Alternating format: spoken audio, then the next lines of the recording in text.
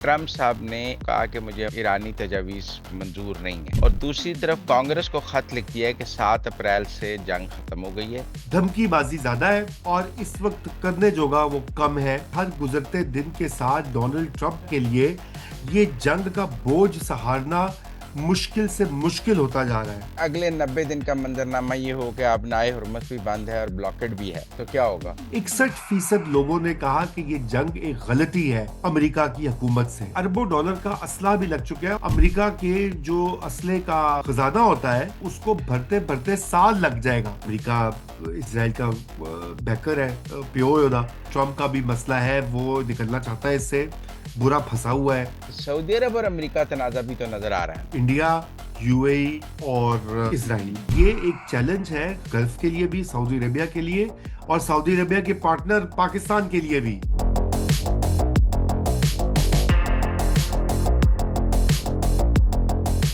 अस्सलाम वालेकुम नाज़रीन, मुज़म्मिल सरवरदी के ऑफिशियल यूट्यूब चैनल के साथ मैं हूं मुज़म्मिल सरवरदी। उम्मीद आप खैरियत से होंगे। मेरे आज के मेहमान मेरे उस्ताद रज़ा रूमी साहब। अस्सलाम वालेकुम रूमी साहब। जी वालेकुम अस्सलाम। बस अब लोगों को पता लग गया, ना शर्मिंदा किया करें मुझे। नहीं नहीं तेरे साहब उस्ताद होता ना सर। सर, डोनाल्ड ट्रंप साहब ने एक तरफ तो कहा कि मुझे ईरानी तजावीज़ मंजूर नहीं है और दूसरी तरफ कांग्रेस को खत लिख दिया है कि 7 अप्रैल से जंग खत्म हो गई है और 40 दिन की जंग थी, 60 दिन के ब्रैकेट में खत्म हो गई है और 7 अप्रैल के बाद कोई गोली नहीं चली है। ये दो डिफरेंट मैसेजेस हैं। वो कांग्रेस को कह रहे हैं जंग खत्म हो गई है, ईरान को कह रहे हैं सुलह नहीं करनी। जी, ये बज़ाहिर तो मुजम्मिल साहब ये दो मैसेजेस लगते हैं। लेकिन ये दर हकीकत एक ही मैसेज की दो पहलू कह लें या एक सिक्के के दो रुख कह लीजिए। आपको याद होगा पहले भी हमारी जो बात होती रही है, तो मैं आपसे यही अर्ज करता रहा हूं कि दिन ब दिन, हर गुजरते दिन के साथ डोनाल्ड ट्रंप और उसकी इंतजामिया के लिए ये जंग का बोझ सहारना मुश्किल से मुश्किल होता जा रहा है। और यही वजह है मुजम्मिल साहब के जो कांग्रेस में उससे खत लिखा, क्योंकि असूल तो ये है ना कि 60 दिन के बाद कांग्रेस की इजाज़त चाहिए होती है। सदर के पास इख्तियार नहीं होता कि वो जंग अज खुद जो है उसको जारी रखे जब तक कि कांग्रेस उसकी मंजूरी न दे, क्योंकि उसमें पैसे खर्च होते हैं, उसमें एक पॉलिसी होती है। और कांग्रेस जो है वो जो भी पैसे खर्चती है, इंतजामिया उसकी मंजूरी देती है। अमेरिका में सेपरेशन ऑफ पावर्स का निज़ाम है। तो ये उसने कांग्रेस को बता दिया, जी हमने तो जंगबंदी कर दी हुई है, एक्टिव हॉस्टिलिटीज खत्म हो गई हुई है काफी अरसे से, इसलिए कोई सवाल ही नहीं पैदा होता। साथ में उसने खैर ये भी कह दिया, उसने कहा जी ये कानून भी गैर आईनी है, मैं इस कानून को नहीं मानता जो वो करता है डोनाल्ड ट्रंप। उसकी बातें आपको पता ही हैं।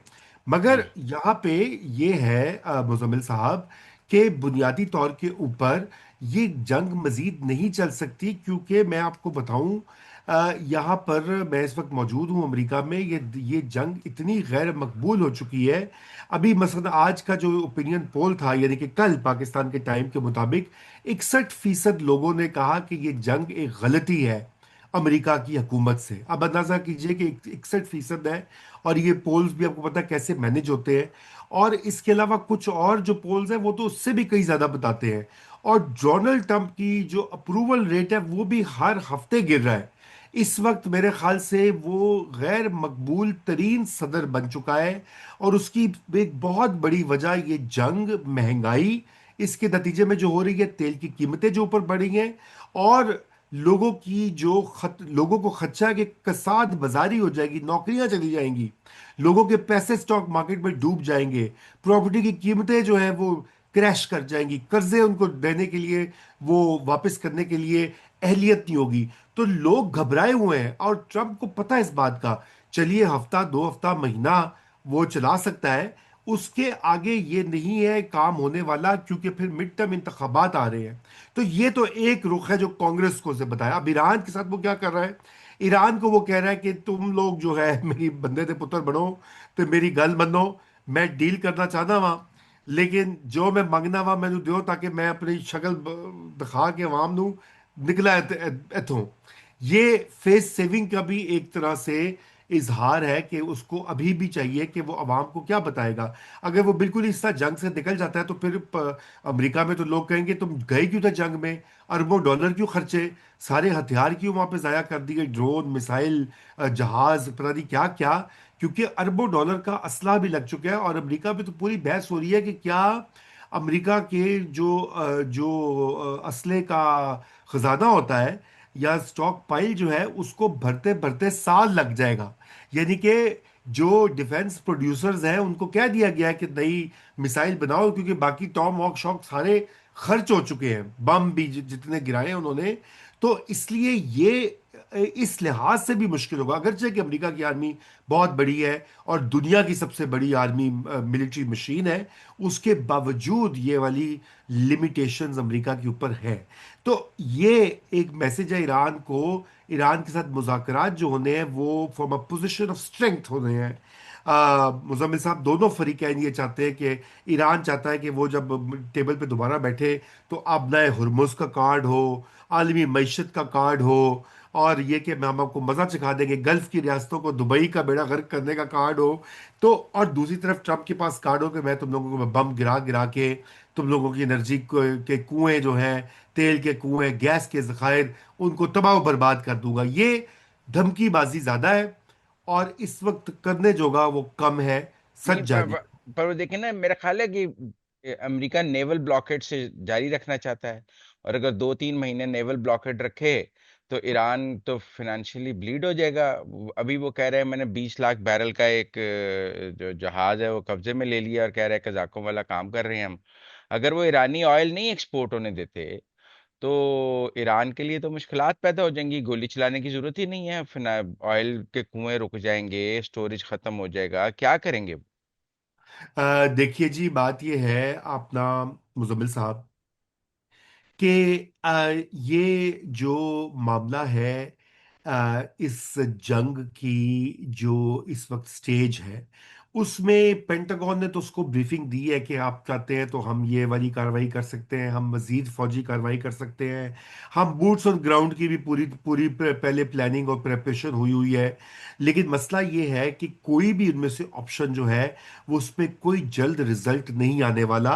और जब तक आबनाए हुर्मुज बंद है, चाहे और उसके ऊपर अमेरिका ने और डबल डक्का लगा दिया है, तो दुनिया की मईशत, आलमी मईशत, आलमी तेल की कीमतों की गिरावट जो है वो यकीनी है। और अब वाकया यूं है कि ये जो ब्लॉकेड लगाया भी है अमेरिका ने, देखिए उसमें दो बातें हैं। एक तो ये कि ये मुकम्मल तौर पे 100% इम्प्लीमेंट नहीं हो रहा, क्योंकि ईरान के जहाज अभी भी निकल जाते हैं बीच में से। नंबर दो, पाकिस्तान ने ईरान के अंदर जो चीजें आ रही है उसके लिए लैंड रूट्स मुहैया कर दिए हैं, तीन चार, पोर्ट छः कासिम, छः छः लैंड छः, रूट्स। छः बिल्कुल। तो तीन मैंने इसलिए जिक्र किया है कि तीन उनमें से बहुत काबिल जिक्र है। पोर्ट कासिम, गवादर और कराची की जो बंदरगाह है पसनी वहां भी। से। हाँ जी, पसनी भी। और बिल्कुल पसनी भी।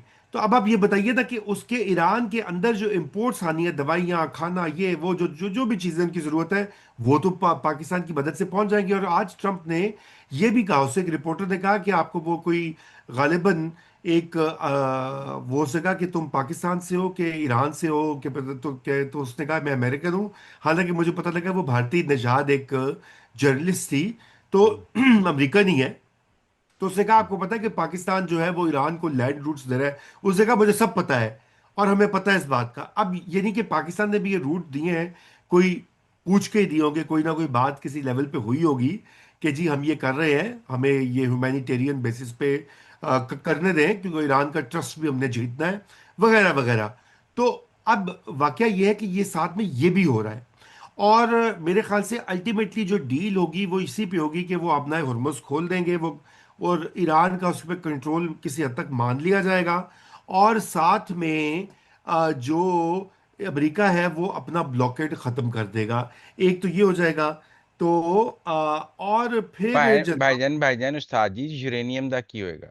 हाँ, तो दूसरा मैं उसके ऊपर आ रहा हूँ कि जो यूरेनियम का मसला है वो मुजम्मिल साहब इस तरह से कि वो पहले रूस वाला एक आइडिया था कि कुछ रूस के हवाले कर दिया जाएगा। आपको याद है जो पहले ओबामा के साथ भी एक हम्म। बातचीत हुई थी, एक मायदा हुआ था, उसमें भी रूस का रोल जो है वो अमेरिका ने एक्सेप्ट कर लिया था। और अभी भी उसी उन्हीं लाइंस के ऊपर कोई बातचीत की जाएगी, अगरचे कि वो फिल फॉर नहीं होगा, फौरी तौर पे नहीं होगा, लेकिन वो हो जाएगा। और मेरे ख्याल से उसके अलावा कोई चारा नहीं है। लेकिन अब मसला ये है कि ईरान ने भी तो कुछ दिखाना है ना, मुज़म्मिल साहब, अपनी आवाम को। उन्होंने भी तो कुछ करना है कि बेसिकली वो कि हमने भी कुछ जीती है, जंग।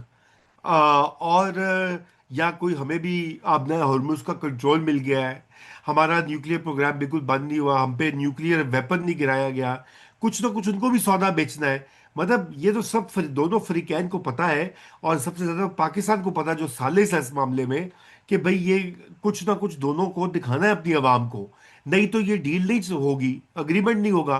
तो अब सवाल ये कि क्या, किन नुक्तों के ऊपर होगा, फाइन डिटेल्स जो है वो, मेरी इत्तला ये है कि वो अभी भी उसके ऊपर काम हो रहा है। आपको पता है कि पब्लिक में भी आ गया कि प्रपोजल अमेरिका ने दिया, उसके जवाब में ईरान ने दिया, फिर अमेरिका ने उसका जवाब दिया, अब ईरान ने दोबारा जवाब दिया है। और इसमें पाकिस्तान एक बहुत अहम रोल अदा कर रहा है। और मैं ये समझता हूं कि ये नागुजीर है। देखिए दूसरा रास्ता जो है वो खुला हुआ है। आपकी बात दुरुस्त है कि अमेरिका की फौजी तैयारियां हैं, अमेरिका के पास जंगी हथियारों की बहुतात है, और ये कि धमकियां भी लगा रहा है, ईरान वाले भी डट के खड़े हुए हैं, वो भी अवाम को दिखा रहे हैं। मगर मसला ये है कि जंग दोनों के लिए सूटेबल नहीं है। ईरान का भी बहुत नुकसान। पर अगर अगले 90 दिन का मंजरनामा ये हो कि अब नाए हुरमस भी बंद है और ब्लॉकेड भी है, जी। तो तो क्या होगा? ओहो हो, फिर तो देखिए तेल की कीमतें जो हैं वो आसमान पे पहुंचेगी। आपको शायद ऑलरेडी इल्म है मुजम्मिल साहब के, ये यूएई जो ओपेक से निकला है, उसकी एक बहुत बड़ी वजह ये है कि यूएई ज्यादा तेल निकालना चाहता है, प्रोडक्शन। तो ट्रम्प ने भी कहा बिल्कुल करो, ताकि सप्लाई बढ़ जाए, कीमतें नीचे आ जाए। अब ये इराक से भी शायद यही बात करेंगे, क्योंकि अगर ये 90 दिन के अंदर अंदर ये अग्रीमेंट नहीं होता, तो फिर ये और रस्तों से तेल की कीमत को सहारा देना पड़ेगा, क्योंकि तेल की कीमतें आसमान से बातें कर जाएंगी। ऑलरेडी अमेरिका में फिर कोई 10% में उनमें इजाफा हुआ है हालिया दिनों में। जी। अब उन्होंने 12 मई को चीन भी जाना है। वो जी। बगैर मुआहदे के चीन जाएंगे या मुआहदा करके चीन जाएंगे? मेरे ख्याल से एक मायदे का एक ड्राफ्ट, जिसके ऊपर दोनों फरीकैन की एक तरह से रजामंदी होगी, वो करके जाएंगे, और जाके वहां पे बताएंगे जी को भी, और शो भी मारेंगे थोड़ी सी। अच्छा, आपका मतलब है चाइना जाएंगे लेकिन उससे पहले ईरान से सेटल कर जाएंगे। जी बिल्कुल बिल्कुल ऐसी इसका बात मतलब है। है आप ये कह रहे हैं कि 12 मई से पहले ईरान अमेरिका चीजें तय हो जाएंगी। जी, एक बेसिक अग्रीमेंट जो है, एक फ्रेमवर्क जो है, वो तय आ जाएगा। शायद किसी मायदे पे वो दस्तखत ना हो, दस्तखत की स्टेज शायद ना हुई हो, हम्म। लेकिन एक अंडरस्टैंडिंग हो जाएगी कि ये चार चीजें करेंगे अगले आने वाले दिनों में। और उसके लिए एक तरीका हो सकता है कि स्टेप बाय स्टेप अग्रीमेंट्स हो, या एक हो सकता है कि एक बड़ा सा अग्रीमेंट हो, और उसमें फिर अब ट्रम्प जो है वो अमन का खिलाड़ी बन के अपने आप को पेश करे दुनिया के सामने, अमरीकी अवाम के सामने, देखो मैंने जंग खत्म कर दी है, हालांकि ईरान तो बड़ा बुरा था, ईरान हम पे हमला कर रहा था, वगैरह वगैरह, जो वो कहानियां बेचता रहता है।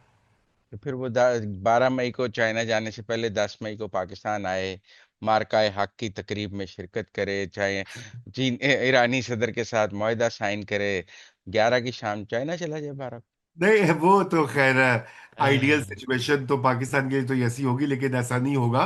एक सदर का दौरा जो है वो उस वक्त तक नहीं होगा जब तक एक कॉन्क्रीट प्रपोजल मुजम्मिल साहब टेबल पे आकर उनके ऊपर दस्तखत नहीं हो जाते। तो उस वक्त तक ये बात नहीं होगी। जी। मुश्तबा खामनाई के बयानात आ रहे हैं लेकिन फिजिकल प्रेजेंस कोई नहीं है, कोई जी ऑडियो नहीं ये है, कोई वीडियो नहीं है। एक राय ये है कि वो जनरल वहीदी आप ही जारी कर देते हैं, कोई मसला नहीं है। नहीं, देखिए जनरल वहीदी ये उनके बड़े ही करीबी हम्म। शख्स है। और जो इतलात है मगरिबी मीडिया की भी वो यही है कि वो, उनकी सेहत जो है वो अभी इस काबिल नहीं, क्योंकि वो भी जख्मी हुए थे। मुतअद्दिद जो हमले हुए, स्पेशली जहाँ पे एक बड़ा हमला हुआ था जहां पे बहुत सारी हलाकतें हो गई थी, ये अमेरिका की स्ट्राइक्स की वजह से। तो वो इस हालत में शायद वो सामने ना आए अवाम के। और गालिबन ये जब तक वो मुकम्मल तौर पे रूबा सेहत नहीं होते, उस वक्त तक आप उनको नहीं देखेंगे। उसकी वजह यह है कि मुज़म्मिल साहब इतनी रिस्क नहीं ले ले सकेंगे ये ईरान वाले, कि वो उस तरह से ले आए, क्योंकि वो फिर एक साइन ऑफ वीकनेस होता है। आपको पता है कि पहले उन्होंने जो सुप्रीम लीडर है खामनाई साहब, उनको शहीद कर दिया अमेरिकी और इजरायली स्ट्राइक्स ने। और उसके बाद जो उनके सक्सेसर हैं वो भी शदीद जख्मी हुए, तो फिर वो ईरान के इमेज के लिए एक प्रॉब्लम भी होगा, ग्लोबली भी और लोकली भी। जी। अच्छा, अब सूरत हाल ये है कि ये, अगर आप समझते हैं कि फ्रेमवर्क हो जाएगा, को पीस हो जाएगा, तो ये सऊदी अरब और अमेरिका तनाजा भी तो नजर आ रहा है ना हमें। जी, सऊदी अरब अरब का तनाज़ा बिल्कुल नज़र आ रहा है मुजम्मिल साहब। और वो तो बहुत ज़्यादा संगीन इस वक्त हो रहा है। यूएई स्पेशली जो है, उसकी जो एक पहले तो हमें पता है कि अब्राहम अकॉर्ड उसने साइन कर लिया था ईरान के साथ, लेकिन अभी जो ईरान के साथ मखासमत भी थी, ईरान ने हमले भी किए जिसका नुकसान भी हुआ।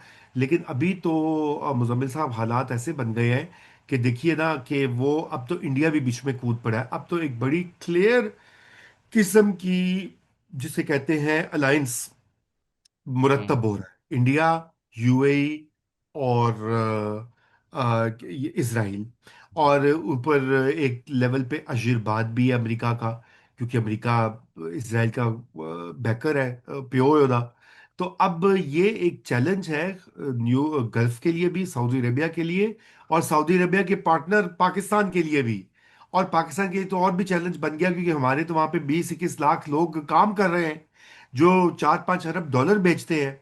हम ये अफोर्ड ही नहीं कर सकते कि यूएई के साथ हमारे ये ताल्लुकात, मुझे पता है कि इस वक्त पाकिस्तानियों में बड़ी गम और गुस्सा है कि जी पैसे वापस मांगे, हमने मुंह पे मार दिए, यूएई ने ये किया, यूएई ने वो किया।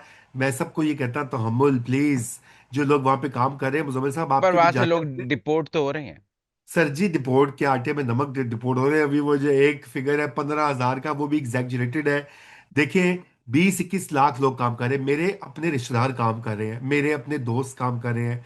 मेरा ड्राइवर होता था जब मैं सिविल सर्विस में था, वो ड्राइवर जो है, वो और उसके बेटों ने वहाँ पे मोबाइल रिपेयरिंग की दुकानें एक खोली, दूसरी खोली, तीसरी खोली। और वो वहाँ पे ये, और मुझे कॉल करते रहते हैं, बेतहाशा लोग हैं, कॉल मेरे जानने वाले। वो उन्होंने वहाँ पे जाके 2 साल पहले मशीनें खरीद के, वो जो होती हैं कंस्ट्रक्शन वाली, वो में इन्वेस्टमेंट की है, वहां पे बैठे हुए हैं।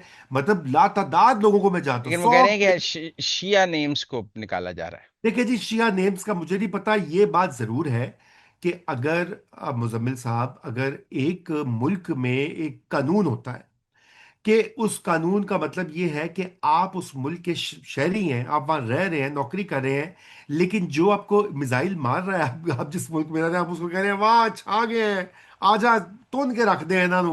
आप ऐसा नहीं कर सकते। देखिए ना, ये पाकिस्तान में भी आप ये अक्सर ये बात आप भी करते होते हैं कि रियासत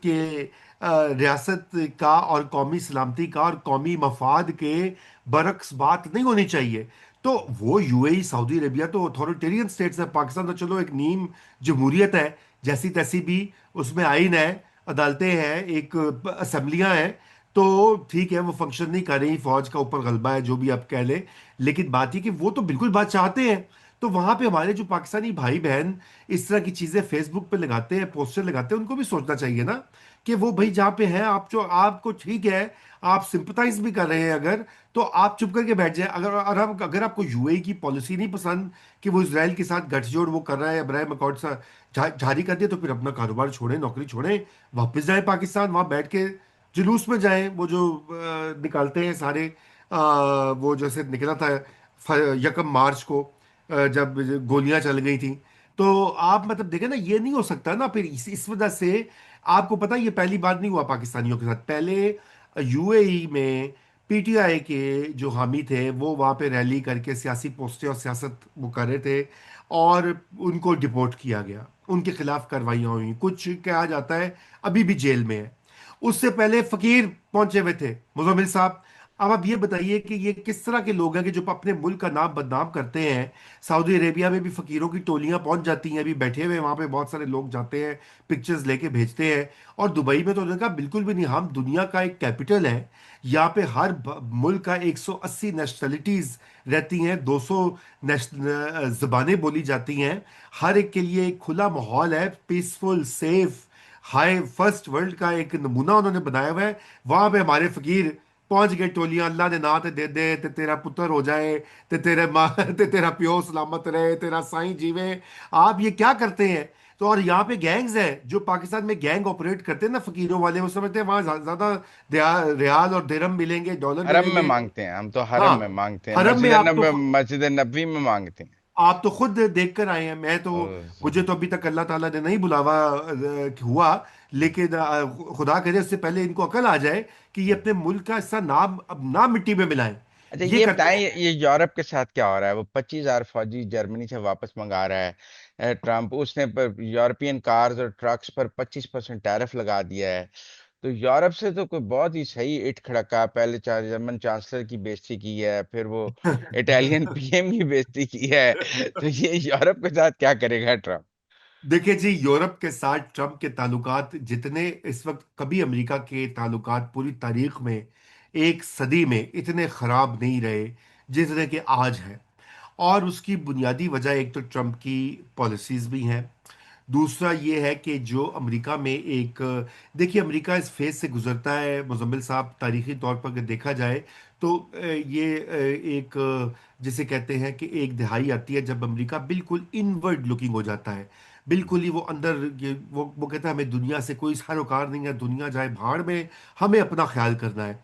और फिर उसके बाद निकल के वो हालात बदलते हैं, फिर वो कहते हैं जी हम दुनिया के मामे हैं, दुनिया के पुलिसमैन हैं, हमने जमहूरियत लेके जानी है, इंसानी हकूक एक्सपोर्ट करने हैं। तो अभी अमेरिका जिस फेज में ट्रम्प लाया, पब्लिक ओपिनियन का जो मूड है वो ये है कि भाई हमें, इसी वजह से ईरान की जंग बड़ी गैर मकबूल है। वो कहते क्या करने गए हो वहां पे, ये तो इसराइल को, तुम इसराइल की बातों में आ गए हो, छोटा सा मुल्क है वो, तुम्हें अगे ला देता है उन्हें तनु, जरा वो ट्रम्प को तो गाली गलौज कर रहे हैं, उसकी अपनी सपोर्ट बेस। ये आप सोचो ना, ये ऐसी बात है कि अगर एक वक्त ऐसी पॉलिसी हो कि जो ये इंसाफियन की ब्रिगेड है वो खुद इमरान खान के खिलाफ हो जाए उसके हिस्से। इस वक्त ट्रम्प के साथ ये हो रहा है। टक्कर कार्लसन उसका सबसे बड़ा सपोर्टर था, आज वो कह रहा है मेरे से बड़ी गलती हुई। जैसे आपको पता था बहुत सारे लोगों ने आके तौबा टाइप की थी पिछले 2-4 सालों में कि साढ़े को गलती हुई। एक कोई सोशल मीडिया टीम वाला, कोई सहाफी, कोई एंकर, कोई कॉलम निगार, बड़े बड़े ने कहा जी हमारी बड़ी गलती हो गई थी, हम हमारी आंखें चुन जाए। तो अमेरिका में इस वक्त यही हो रहा है। बड़े बड़े नाम हैं, ये पॉडकास्टर्स, वहाँ भी आपको पता है कि ये जो यूट्यूब वाला काम है ना, अमेरिका से तो सारा दुनिया सीखती है। तो यहाँ पे बड़ी देर से चल रहा है, 2016 से ये काम, 15 से चल रहा है, 10 साल हो गए हैं। तो तभी आपने देखा अमेरिका का बेड़ा गर्क हो गया है। तो वो जो वो यहाँ पे वो ट्रम्प को धुआंधार उसके खिलाफ पर देखें, तकरीरें कर रहे हैं। उसकी तो ईरान पॉलिसी तो गैर मकबूल है। यूरोप जी, पॉलिसी मकबूल है या यूरोप पॉलिसी भी गैर मकबूल है? नहीं, अब यूरोप की पॉलिसी जो है वो भी उसमें कहते हैं जी नहीं, यूरोप के साथ वो रिश्ता रखना चाहते हैं अमरीकी, मगर वो कहते हैं कि इतने पैसे हम क्यों दें, वही ट्रम्प वाली बात है ना कि हम बहुत पैसे देते हैं। अच्छा देखिए, अब इसमें मसला ये है कि जर्मन चांसलर ने भी, मेरे ख्याल से उसने भी, मर्ज जो है वो भी, उसने बात ऐसी कर दी कि जो गालिबन उसको नहीं करनी चाहिए थी। अपना मर्तबा और मकाम देखकर जो है वो उसको बात करनी चाहिए थी। मर्तबा, उसने ये मकाम बात, या औकात? ओ औकात मकाम है। क्योंकि देखे ना, वो एक स्कूल में गया हुआ था पीर के दिन, और हाँ। वहां पे उसने अमरीकी ऑफिसर्स को कहा कि वो एक हिकमत अमली के बगैर जंग में चले गए। और उसने कहा कि ये, उसने कहा था कि this whole affair is ill considered to say the least, यानी कि बहुत ही भूंडा ये एक पूरा ये वॉर का प्लान था। और उसने कहा जी ईरानी तो बड़े बड़े उनको महारत है निगोशिएशन करने में, कि अमरीकी आए इस्लामाबाद और उनसे मिले और चले गए वापस। और देखा कि, और उसके लफ्ज थे कि पूरी एक के an entire nation is being humiliated by Iranian leadership, by specially by the so called revolutionary guards, and hmm, I hope this ends as quickly as possible. Hmm. उसने ये बात कह दी।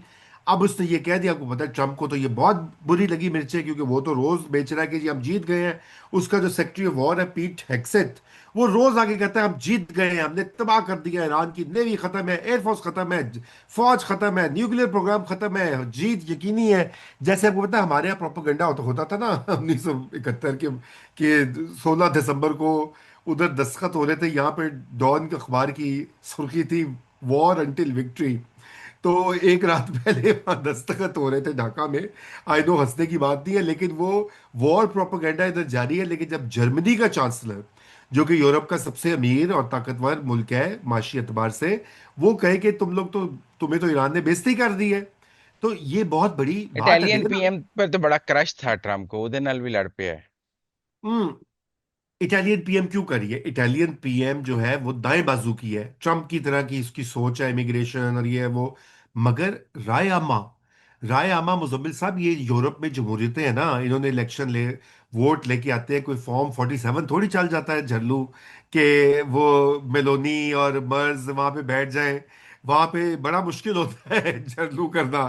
तो वो उसे वापस जाना है, वहां पे अवाम 70-80% कहती है ये जंग क्यों हो रही है, ये हम अमेरिका का साथ नहीं देंगे, ये इसराइल जो है ये फलस्तीनियों को मार रहा है। देखे ना, मैं तो खुद इटली में था पिछले साल भी, और उससे पिछले साल भी, और हर चप्पे चप्पे पे फलस्तीन के झंडे और नारे चस्पा हैं।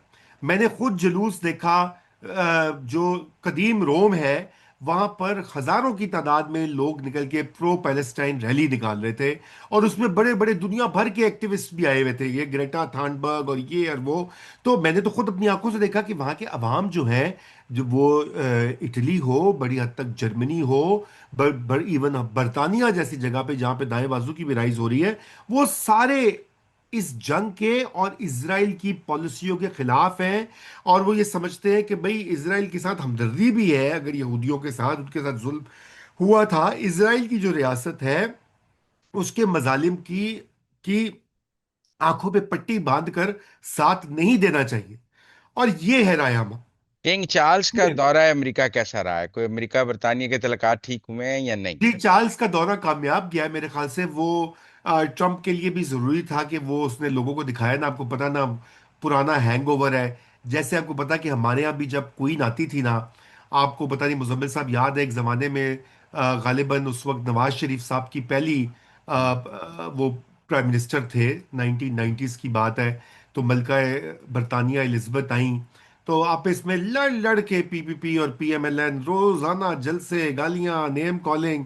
लेकिन जब क्वीन आई तो सारे उसके गिर्द जमा हुए। मुझे याद है वो तस्वीर आई थी, केक काट रही है मलका एलिजबेथ, इधर बेनजीर भुट्टो शहीद, नवाज शरीफ, गौहर अयूब गालिबन स्पीकर थे कौमी असम्बली के, हाँ वो गुलाम इसाक खान, सारे वो सारे दुश्मन कट्ठे मलका दे नाल सलाम सलूट करन होते पहुंचे। तो अमेरिका की भी एक कॉलोनियल हैंगओवर है, आपको पता ना, हमारी तरह अमेरिका भी कॉलोनी होती थी बरतानवी राज की, ताज की। तो वो दिखाना भी एक साइकोलॉजिकली जरूरी होता है। फिर दूसरी बात है कि वाइट सफेद फार्म नस्ल परस्त है ना ट्रम्प की सियासत। तो उसमें बरतानिया का जो किंग है वो सफेद लोगों का बादशाह है, तो और राय यहाँ का बादशाह, कनाडा का भी बादशाह है। तो वो भी एक उसकी साइकोलॉजिकल, लेकिन आपको पता है कि किंग का कोई पॉलिसी पे रोल नहीं होता, बहुत ही सेरेमोनियल पोजीशन है। जैसे वो भुट्टो साहब के जमाने में होता था ना, वो कहते थे चौधरी फजल इलाही को रिहा करो, या इस तरह के जो हमारे भी ममनून साहब बेचारे अल्लाह को प्यारे हो गए, अब तो वो भी सदर हाउस में होते थे, तो उनको भी कहा जाता था कि ममनून साहब को भी पूछ लो, वो भी होने देते। रफीक तारड़ साहब भी ऐसे ही होते थे। और रफीक ताड़र साहब, वो जरा आपको पता है करीब थे नवाज शरीफ साहब के, और शायद उनकी चल जाती थी पंजाब में उनकी अच्छी एक जो है इन इन इनग्रेस था। तो लेकिन वही वही बात आप सही कह रहे हैं। तो किंग की भी यही सूरत हाल है, उसकी भी कोई वैल्यू पॉलिसी के ऊपर कुछ नहीं है। हाँ, दिखावे के लिए अच्छी चीजें आया है, उसकी ज़ियाफ़तें हुई हैं, तकरीरें, प्यार मोहब्बत जोक सारे चल रहे हैं मार्केट में। तो वो कुछ देर के लिए ट्रम्प को भी मिल जाती है फॉरेन वैलिडेशन। लेकिन असल जो ट्रम्प का भी मसला है, वो निकलना चाहता है इससे, बुरा फंसा हुआ है। और उसको अब वो देख रहा है। आज भी उसने 2 बार तारीफ की, उसने कहा कि मैं रिस्पेक्ट करता हूँ पाकिस्तान की, और मैं वज़ीर आज़म पाकिस्तान की बड़ी रिस्पेक्ट करता हूँ, और मैं फील्ड मार्शल की बड़ी इज्जत करता हूं। तो आज भी उसने 2 बार कहा है उसने रिपीट किया है इंडियंस के, यकीन इस वक्त बिजलियां गिरी होंगी वहां पे, हाँ। इंडियन मीडिया में रोना पिटना स्टार्ट हो जाएगा अभी अनकरीब। हालांकि तो मेरी राय ये थी कि पुतिन से मुलाकात के बाद ईरानियंस ये चाहेंगे कि रशिया जो है वो कोई रोल प्ले करे। और जब पुतिन और ट्रम्प की 90 मिनट की बात हुई इराकची के दौरा रूस के बाद, तो मेरा ख्याल था कि ईरानियंस चाहते हैं कि रशिया रोल प्ले करे पाकिस्तान की बजाय, लेकिन शायद वो चला नहीं काम। देखिए, पुतिन से बैक लंबी चौड़ी बात हुई है उसकी। मेरे हम्म। ख्याल से 2-3 बातें उसमें हुई होंगी। पहली तो ये बात है कि पुतिन ने ये जरूर उनको कहा है कि हम ईरान के साथ खड़े हुए हैं। हम एक्टिवली इस चीज में नहीं पड़े, लेकिन आपको पता होना चाहिए कि हम ईरान के साथ हैं। मेरे ख्याल से ये बात जरूर हुई होगी मुजम्मिल साहब। दूसरी जो अहम बात हुई होगी वो न्यूक्लियर वेपन्स के हवाले से, जो यहाँ से चैटर आ रहा था। अब अमेरिका में ये जो गैर जिम्मेदाराना बातें जो होती हैं कि हम्म। जी जिसे कहते हैं हम्म। हम न्यूक्लियर ऑप्शन इस्तेमाल कर सकते हैं, हमारे पास न्यूक्लियर वेपन्स हैं, ये ना ऐसे ही ये यहाँ पे बात चल रही थी। तो मेरा ये ख्याल है मुजम्मिल साहब कि वो बात जो है अब गालिबन वो चुप हो गई। आपने देखा होगा कि उसके ऊपर दोबारा कोई बात नहीं होती अमेरिका में, और उसकी एक मेजर वजह ये है कि गालिबन रूस ने भी ये पैगाम दिया होगा। और चाइना तो ये बात करेगा जब जाएगा ट्रम्प वहां पर, यकीनन ये भी जेरे बहस आएगी बात। क्योंकि आप जो भी बात करें, आप ये नहीं कर सकते कि आप न्यूक्लियर वेपन्स की धमकी दें, वो पूरी दुनिया की तबाही का नुस्खा है। जी। तो और आपको लगता है, जब पुतिन ने कहा है कि 9 मई को जो उसका जर्मनी के खिलाफ फतह का दिन है, जो ट्रम्प ने कहा कि वो तो रूस और अमेरिका की मुश्तरका फतह का दिन है, उस दिन यूक्रेन का सीज फायर कर लेते हैं, ये पॉसिबल हो जाएगा या नहीं होगा? नहीं, मेरे ख्याल से मुश्किल लगता है।